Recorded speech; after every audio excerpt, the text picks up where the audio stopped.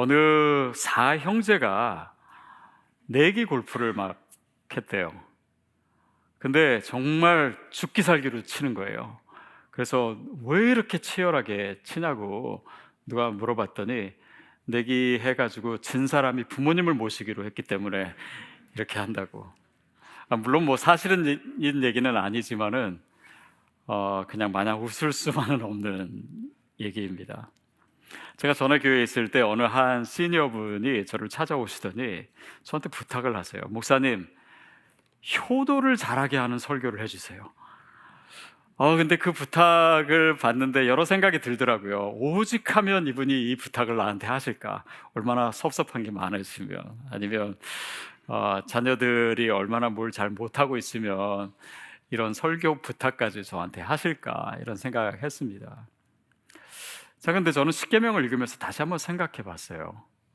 하나님께서 이스라엘 백성에게, 그리고 오늘 우리에게 그 많은 계명 중에 10가지를 추려서 주시는데, 그것도 그 십계명의 한 복판 가운데 왜 내 부모를 공경하라 라고 하는 계명을 굳이 넣으셨을까? 오죽하면 넣으셨을까?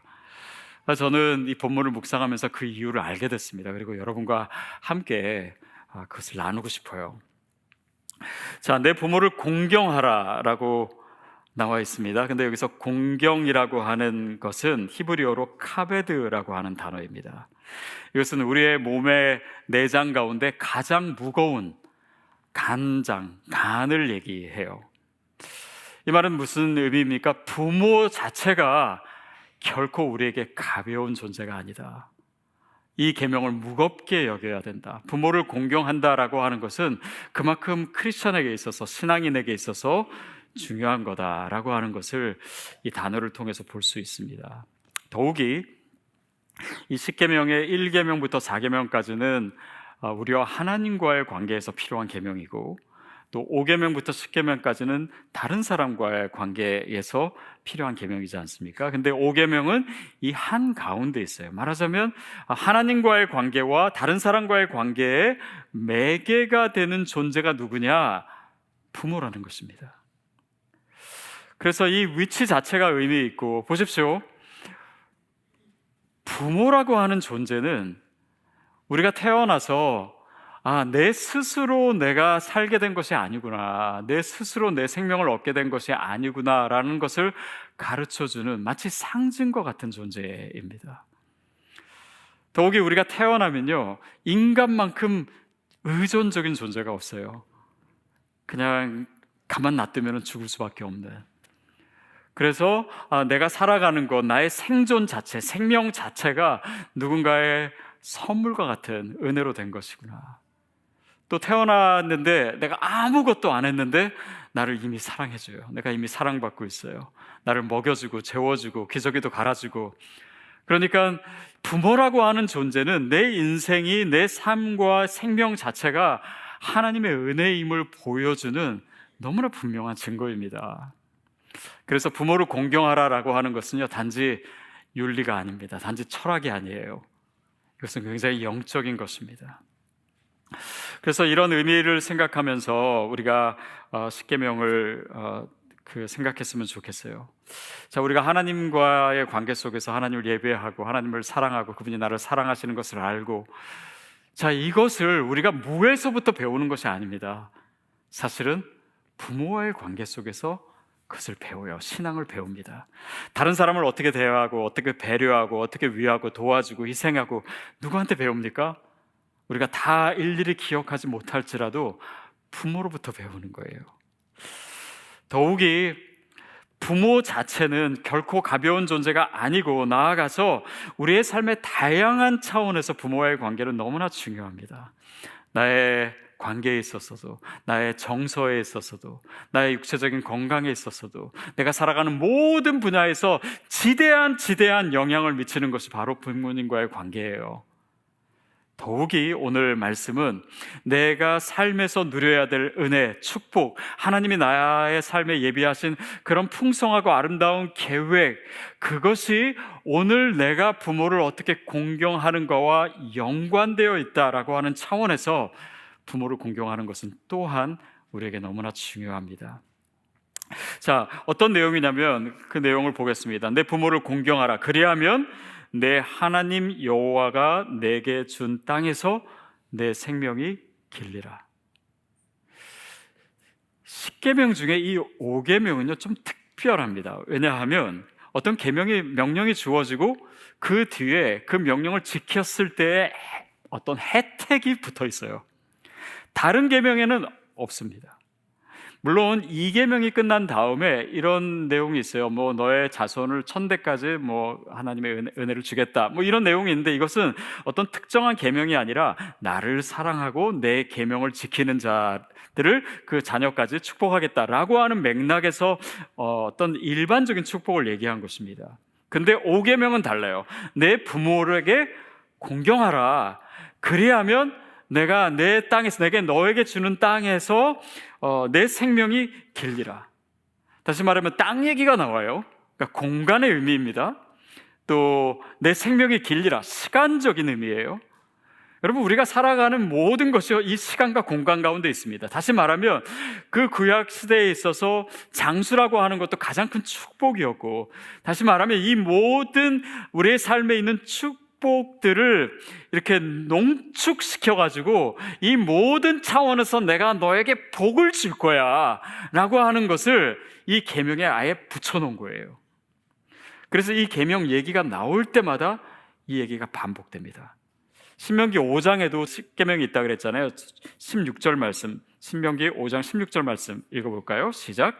너는 내 하나님 여호와께 명령대로 공경하라. 그리하면 내 하나님 여호와가 내게 준 땅에서 내 생명이 길고 복을 누리리라. 좀 더 구체적으로 내게 준 땅에서 내 생명이 길고 복을 누리리라. 그러니까 이스라엘 백성을 축복하시기 위한 그 방법으로서 이것을 제시하고 계시고, 또 신약에서 사도 바울도 이 얘기를 또 반복해요. 에베소서 6장 2절 3절 시작.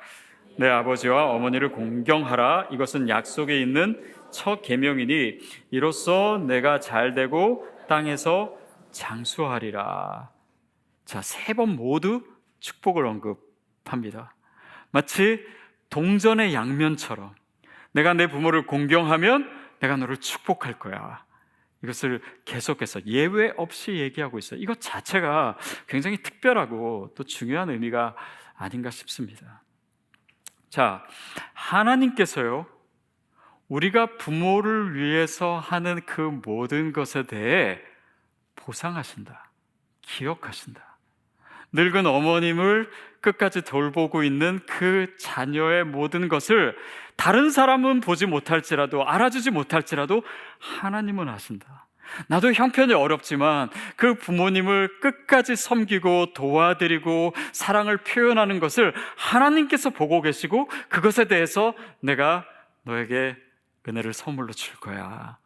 그 약속을 하고 계세요.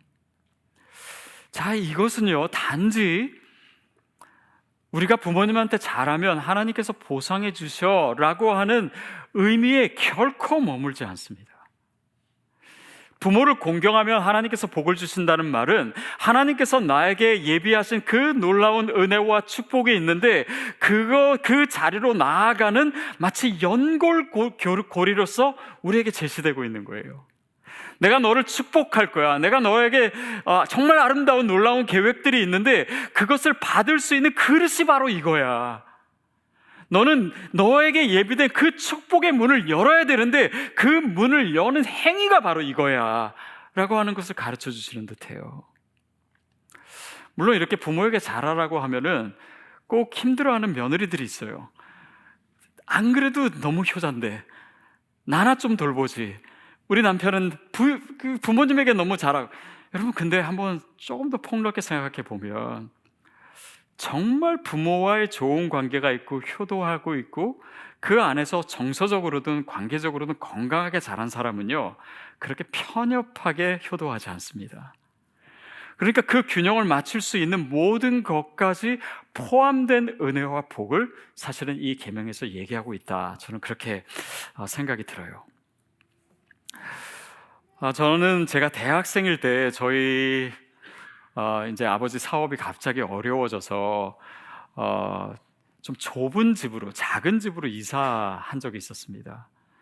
근데 그때 사실은 저희 가정으로서 여러 가지 이제 힘들었고, 또 그랬기 때문에 학비도 제가 벌어야 됐던 그런 상황이었어요. 그래서 이제 저희 부모님이 저를 보면서 막 일하러 가는 저의 모습을 보면서 늘 이렇게 미안해 하셨던 그 시선과 그 마음이 지금도 조금 기억이 납니다. 근데 한 번은 저희 어머니가 저에게 오시더니 혁빈아, 너 뭐 갖고 싶은 거 있니? 이렇게 물어보시더라고요. 근데 아마도 몰래 돈을 조금 비상금을 모으셨던지, 아니면 갯돈을 타셨든지, 아니면 뭔가 이렇게 작은 목돈이 생기셨는지 뭔가 저한테 필요한 거 있냐고 물어보시는 거예요. 그래서 제가 어머니 저는 필요한 거 없습니다. 어머니 필요한데 쓰세요 라고 얘기를 했었어야 되는데, 저는 그때 너무 철이 없어가지고 갖고 싶은 게 있었어요. 왜냐면 그때 제가 대학생이고 이렇게 학교에서 통기타 서클을 하고 있었는데, 저랑 같이 기타를 치는 친구의 기타는 좋은 건데 제 거는 좀 허접한 거였어요. 그래서 대뜸 기타를 사달라고 했어요. 그래서 저희 어머니는 이유도 묻지 않으시고 그걸 사주셨어요. 제가 어저께 사무실에 있는 제 기타를 사진으로 한번 찍었습니다. 근데 되게 예쁘게 생긴, 제가 지금도 너무 좋아하는 기타예요. 근데 기타를 자세히 보면은 거기에 자개로 제 이름까지 새겼습니다. 그래서 저에게는 좀 더 가치 있는 건데, 이 기타가 당시에 일본 그 기타 장인인 야일이라고 하는 사람이 손으로 만든 수제 기타예요. 그리고 지금으로부터 30년도 넘었잖아요. 그때 가격이 70만 원이었습니다. 그러니까 제가 미쳤어요. 제가 그렇다고 막 이런 좋은 기타를 칠 만한 그런 실력도 아니었는데 이거를 사달라고 했던 거예요. 제가 그때 철학과 다니고 있었는데 정말 철이 없었었죠. 근데 저는 이 기타를 보고 있으면요, 제가 여러분에게 자랑하려고 한 게 아니고 제가 부끄러워요. 부끄럽고 가슴 한켠이 아픕니다. 그때 형편도 어려웠는데 이걸 내가 사달라고 하다니.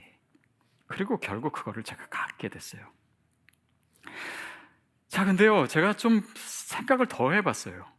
그랬더니 제 삶에 있어서 모든 것이 다 이 패턴을 가지고 있더라고요. 제가 갖기에는 정말 과분한 그런 선물들이 제 인생에 너무나 많은 거예요. 제가 누리고 있는 이 가정도 그렇고, 정말 제 아내도 저에게 그렇고, 저희 자녀들을 볼 때마다 정말 어떻게 이런 선물들을 하나님 나한테 주셨나. 제 인생의 순간순간 있었던 그런 하나님의 은혜의 사건들, 저에게 허락하신 것들이 정말 제가 감당하기에는 너무나 크고 너무나 좋은 것들이 많았어요.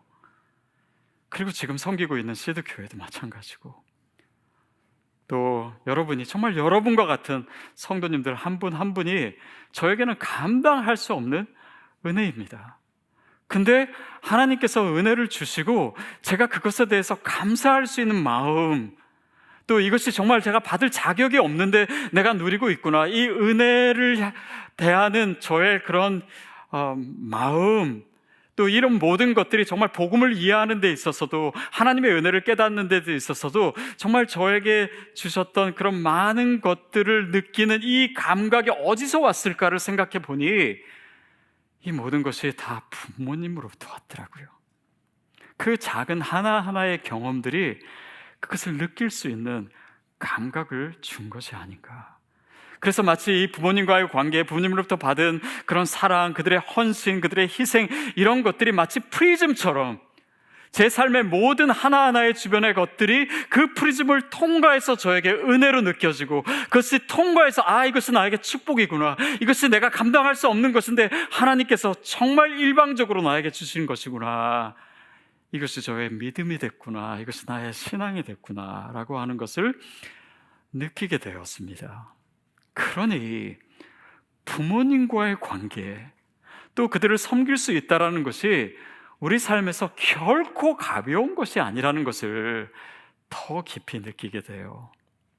더욱이 하나님께서 우리의 삶을 통해서 정말 예비하신 그 놀라운 축복 자체도 결코 가벼운 것이 아닙니다.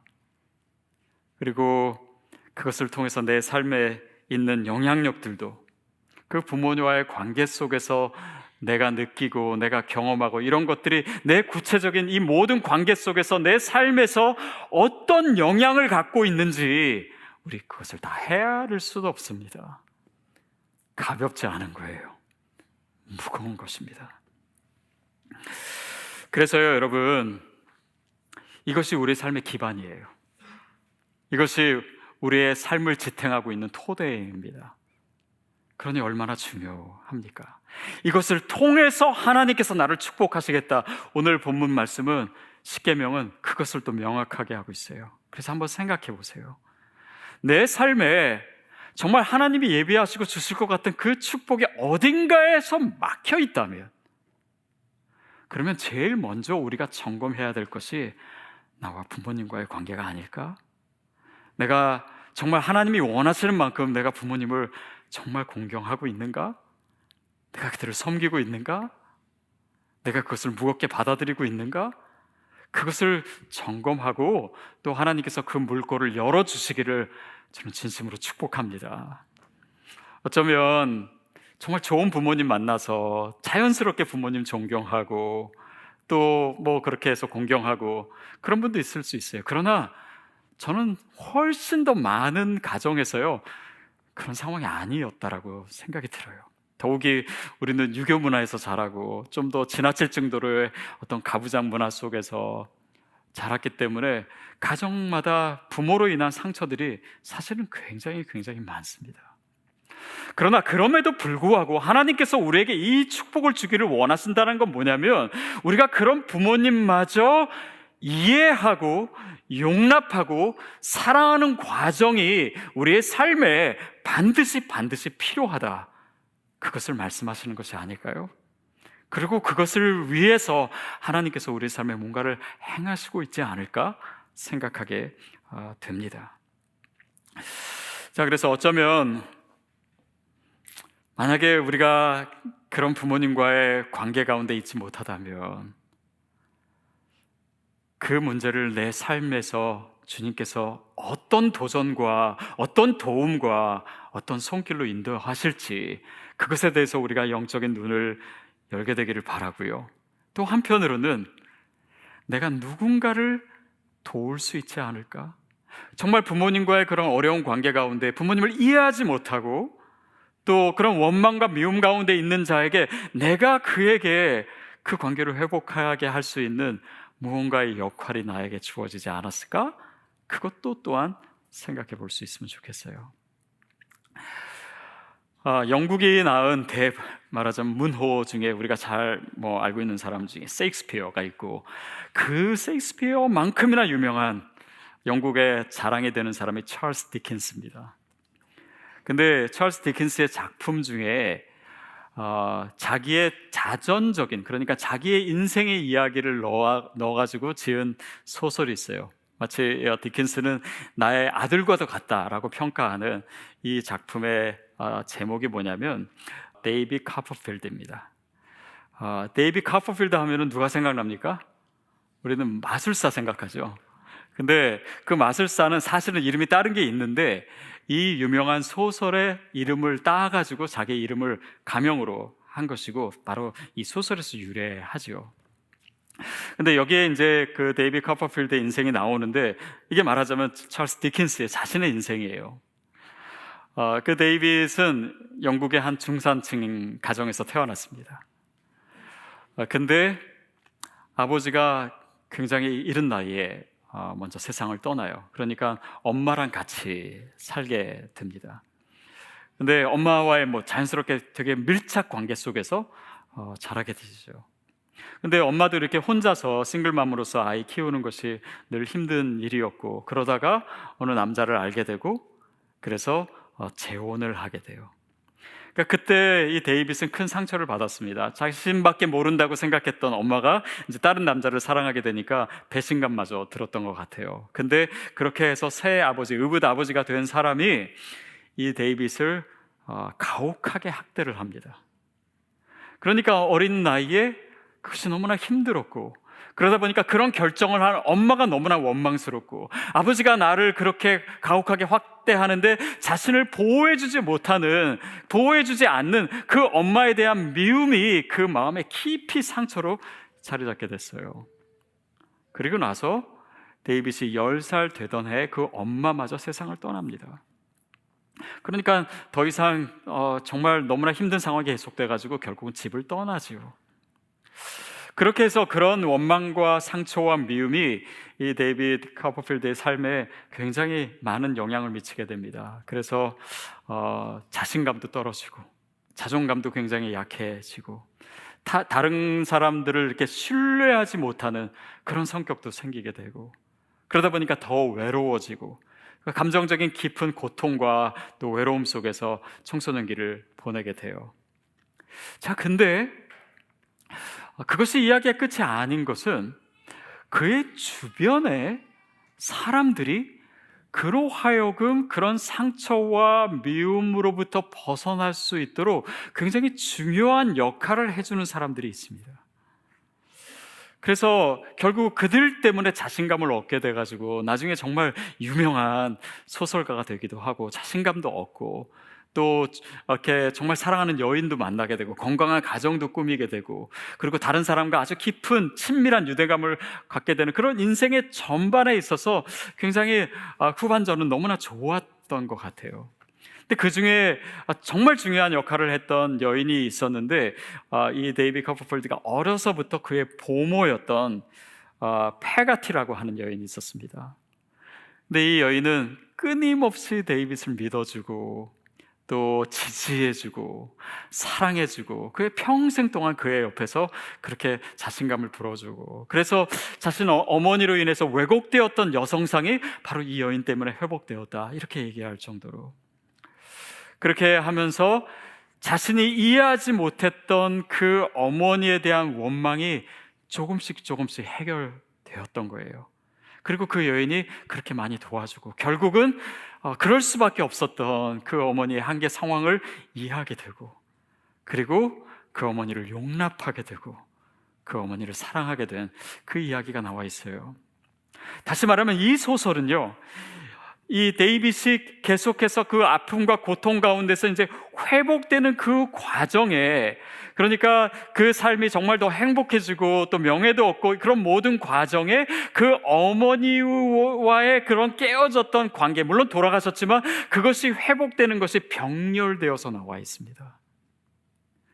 결국 오늘 본문 말씀처럼 하나님이 한 인생을 축복하실 때 그 부모와의 관계, 그 부모를 공경하게 되는 그 마음을 통해서 하셨다라고 하는 것이 이 찰스 디킨스의 인생을 통해서도 드러나게 된 것 같습니다.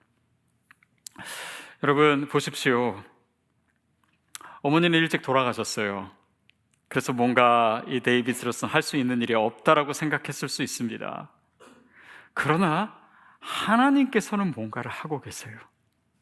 하나님께서는 우리 삶에 어떤 상황이든 또 어떤 사람이든 어떤 존재든 우리가 인식하고 또 인식하지 못하는 가운데 내 삶 속에서 뭔가 이 부모님과의 깨어진 관계, 원망스러운 관계, 내 스스로 해결하지 못하는 그 모든 것을 해결하시기 위한 준비를 하고 계세요. 왜냐하면 그것을 통해서 내가 너를 축복할 거야 라고 하는 그 하나님의 의지와 하나님의 계획이 여전히 존재하기 때문에, 어쩌면 우리 주변의 삶을 통해서도 그런 일들이 일어나고 있지 않나요? 그것이 단지 어떤 부모님이 직접적으로 하시는 일이 아닐지라도 내 마음을 준비시켜 주시고 그 원망을, 그 미움을, 그 고통을 어루만져 주시는 그 하나님의 손길이 어쩌면 우리 주변에 있는 사람을 통해서 지금도 일어나고 있을 수 있습니다.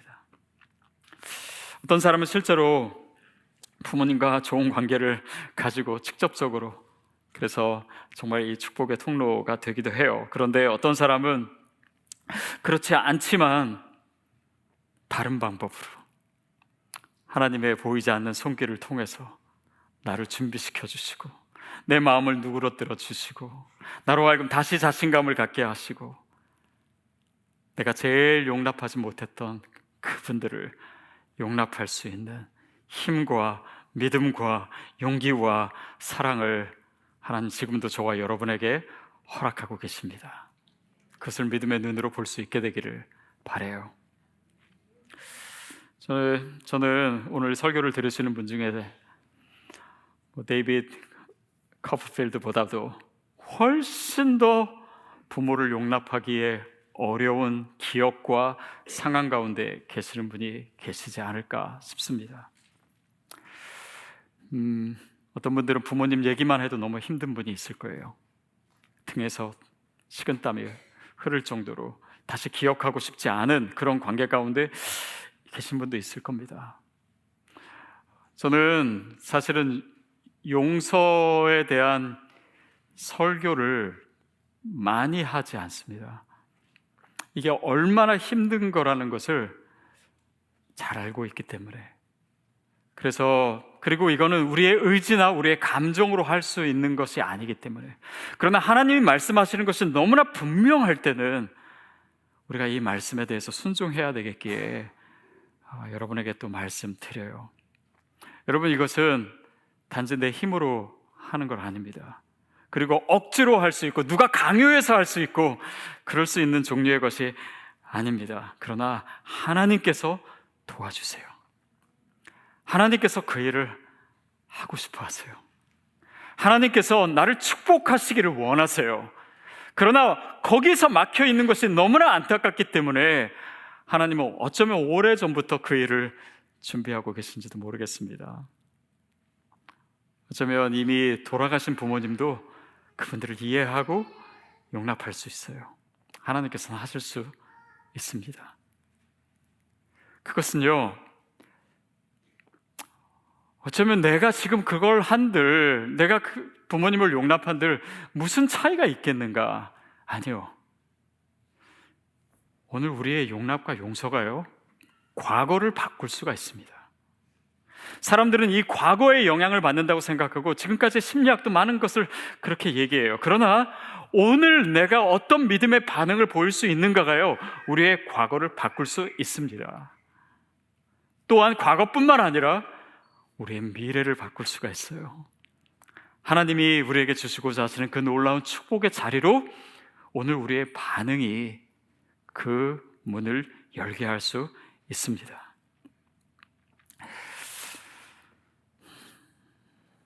왜냐하면 내가 생각하는 것보다 내가 부모님과 화해하고 나아가 그들을 사랑하고 공경하는 것이 나에게 너무나 중요한 일이고, 하나님은 이 일을 통해서 나를 축복하시겠다고 오늘 우리에게 약속하셨기 때문이에요. 반대로 우리가 그렇게 반응하지 못한다면 이 힘든 무거운 짐은 계속해서 내 인생을 더 무겁게 할 것이고, 그것은 어쩌면 내 자녀에게도 물려가게 될 것이고 끊임없는 부작용을 만들어낼 수 있습니다. 그래서 용서한다라고 하는 것은 어쩌면 우리가 그런 과거의 상처로부터 벗어나게 할 수 있는 유일한 처방이기도 해요. 그래서 하나님께서 우리에게 더 분명하게 얘기하시는 것이 아닌가 싶습니다. 저는 한국에 있을 때 제가 했던 사역 중에 어머니 학교, 여러분 아버지 학교, 어머니 학교 아시죠? 제가 어머니 학교를 5년 동안 지도 목사를 했습니다. 그러다 보니까 그 어머니 학교 스쿨이 열릴 때마다 정말 수십 번, 저는 100번도 넘게 간 것 같아요. 많이 갔습니다. 거기서 강의를 하고 또 함께 기도하고 그런 시간을 많이 가졌어요. 근데 그 어머니 학교에서 강조하는 것 중에 내가 정말 좋은 엄마가 되고 싶은데 그 의지를 벗어나는 장애물이 뭐냐? 결국은 아직 해결하지 못한 나와 부모님과의 관계다. 그래서 그 시간을 통해서 기도하면서 기도문도 쓰기도 하고 그 부모를 용서합니다. 용서하는 정말 힘든 작업이지만 울면서 기도하는 그런 시간들이 그 시간에 참 많아요. 그리고 제가 기억나는 그런 내용들도 참 많은 것 같습니다. 나에게 무관심했던 나의 어머니를 제가 용서합니다. 정말 떨리는 목소리로 그렇게 고백하는. 다른 형제들은 사랑하면서 나를 차별하셨던 그 어머니를 제가 용서합니다. 저에게 네가 나를 낳지 않았으면 더 좋았겠다라고 저주를 퍼부었던 그 어머니를 용서합니다. 저를 미워했던, 저를 싫어했던 그 어머니를 제가 용서합니다. 저희 아버지를 용서합니다. 늘 술 마시고 와서 우리를 때리셨던 그 아버지를 용서합니다. 나를 때리는 것까지 괜찮은데 우리 어머니까지 정말 그 자식 보는 눈앞에서 폭력을 일삼았던 그 아버지를 용서합니다. 나를 버렸던, 바람폈던 그 아버지를 용서합니다. 나의 엄마와 이혼했던 그 아버지를 용서합니다. 나에게 씻을 수 없는 그 상처를 주었던 그 아버지를 용서합니다. 계속해서 그런 고백이 쏟아졌어요. 여러분, 정말 그 떨리는 목소리로 정말 울면서 했던 그런 고백들은요, 단지 슬픔이 아니었습니다. 단지 분노의 표출이 아니었습니다. 자기의 인생을 그때까지 얽어매고 있던 그런 감옥 같은 인생에서 선포하는 자유함의 선포였어요. 그리고 이제는 하나님의 사랑을 알게 돼서 내가 갖게 된 그 믿음의 선포가 바로 그 시간 가운데 이루어졌던 것이 아닌가. 그동안 내 삶을 그렇게 힘들게 했던 이런 저주에서 이제는 축복의 자리로 나아가는 믿음의 선포였습니다. 저는 그분들의 삶을 다 알지 못합니다. 그러나 오늘 하나님께서 말씀하시는 것이 약속이라면, 이 말씀이 진리라면 그분들은 지금 어떤 축복을 누리고 있을까? 바라기는 저와 여러분이 그 축복의 자리에 있게 되기를 바라요. 그것을 놓치지 않게 되기를 바랍니다. 이 하나님의 약속을, 나에게 하신 그 하나님의 약속으로 우리가 인격적으로 붙들고 그 말씀을 반드시 살아내기를 바라요. 그것이 하나님께서 저와 여러분을 향해서 가지신 마음입니다. 이 5계명은 단지 권고가 아닙니다. 단지 제한이 아니에요. 내 부모를 공경하라, 명령입니다. 왜냐하면 이것을 통해서 얻게 될 축복이 너무나 확실하기 때문에, 하나님의 의지가, 우리를 축복하시고자 하시는 하나님의 의지가 너무나 강하기 때문에 이것은 명령으로밖에 주어질 수 없었어요. 반드시 그래야 되겠기에, 이것이 하나님의 약속이기에, 이 약속에 저와 여러분이 참여하기를 하나님이 너무나 원하시기에. 사랑하는 여러분, 이 계명은 여전히 우리에게 무겁습니다. 또 쉽지 않은 계명입니다. 그러나 그것마저 우리가 주님 앞에 내어놓을 수 있다면, 그리고 우리가 반응할 수 있다면, 순종할 수 있다면, 우리가 생각하는 것보다 훨씬 더 놀라운 일들을 하나님은 분명히 예비해 놓으셨을 겁니다. 그 약속의 궤도 가운데 저와 여러분이 들어갈 수 있게 되기를 주님의 이름으로 축복합니다.